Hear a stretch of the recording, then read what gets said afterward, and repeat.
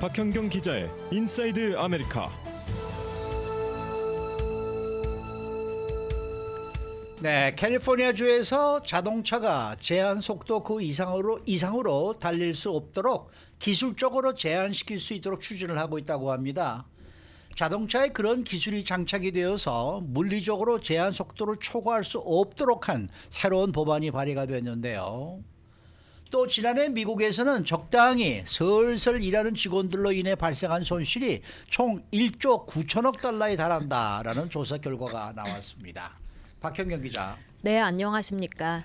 이 제한 속도를 넘어서 과속으로 달리는 차량 때문에 사고가 자주 발생하는 거, 또 위험이 커지다 보니까 이제는 또 물리적으로 이를 막으려는 움직임이 캘리포니아주에서 일고 있네요. 네, 자동차에 새로운 기술의 장치를 장착해서 제한 속도를 아예 넘지 못하도록 하는 그런 방법입니다.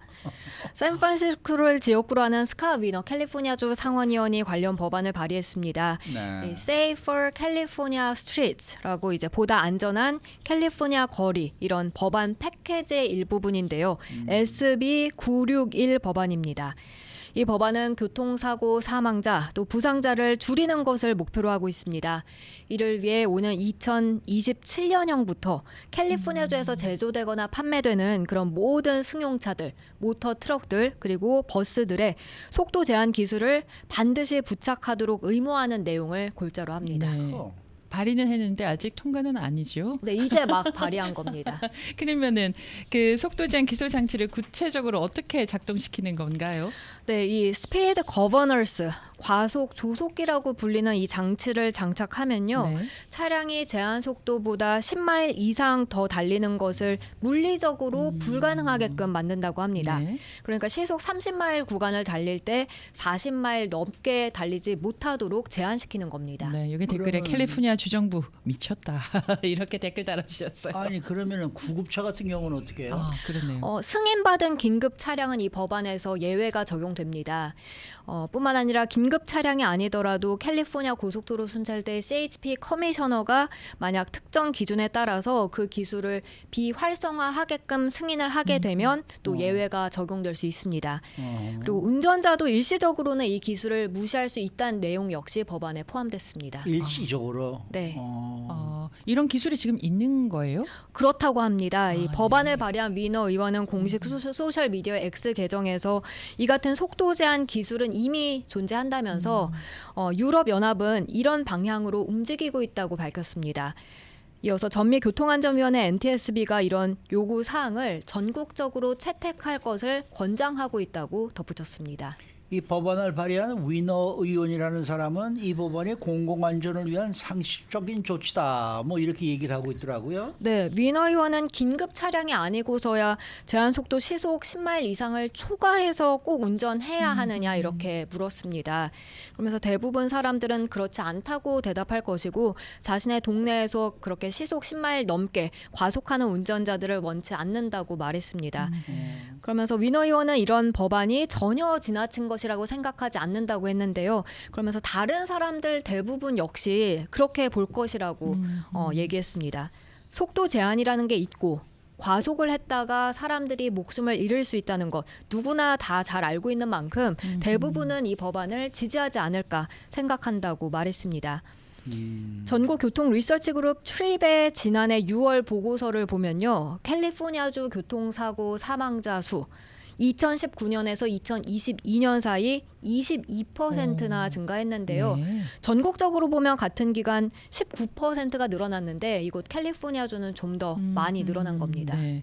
이 특수 장치 장착이 세이프 캘리포니아 3 법안 패키지의 한 부분이라고 했는데 그러면은 또 다른 내용은 어떤 게 있습니까? 네, 이 SB 961 법안에는 캘리포니아주에서 제조되거나 판매되는 대형 트럭에요. 네.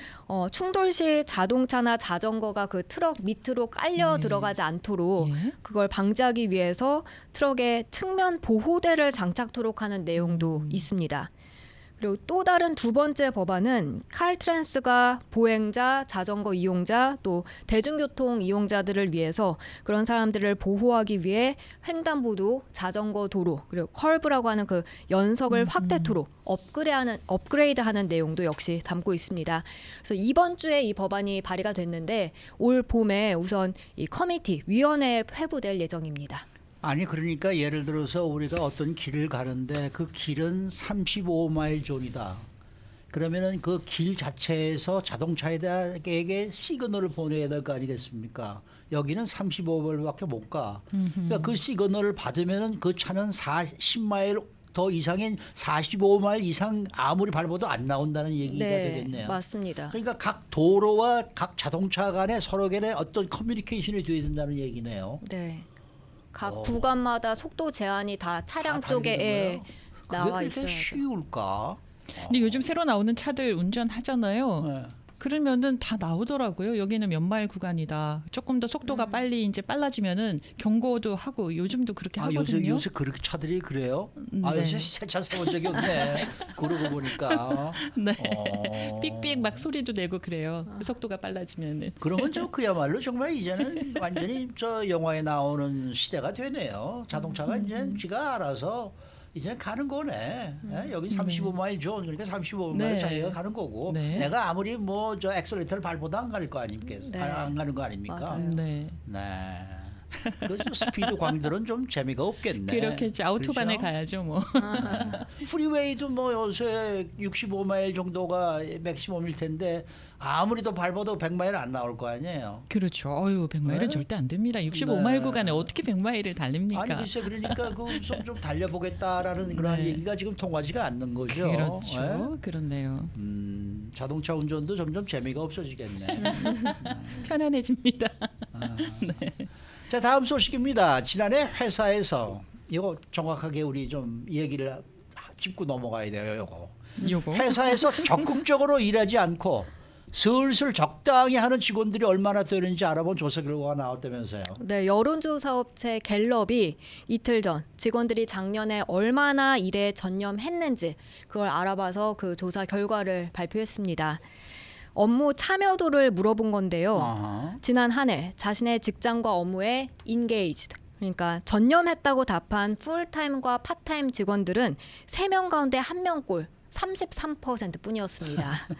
네. 직원들의 참여도가 가장 높았던 해는 2000년도였습니다. 아하. 2000년에 36%였고 그해 6월 말, 이 6월 말로 보면 40%로 절정에 달했었는데요.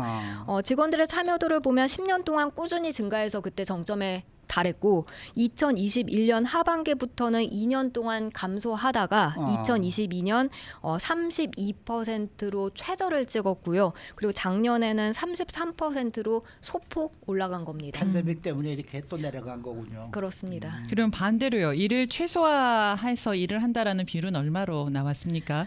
전체 응답자의 네. 절반, 꼭 50%였습니다. 아, 네. 그렇게 업무를 최소한의 노력만 기울여서 한다고 답했습니다. 즉 지난해 직원 2명 중 1명꼴은 그렇게 이른바 조용한 사직이라고 하죠. 이런 것으로 회사에 다닌 겁니다. 회사에 다니긴 다녀도 조용한 사직이다. 이야, 그거 참 기가 막힌 표현이네요.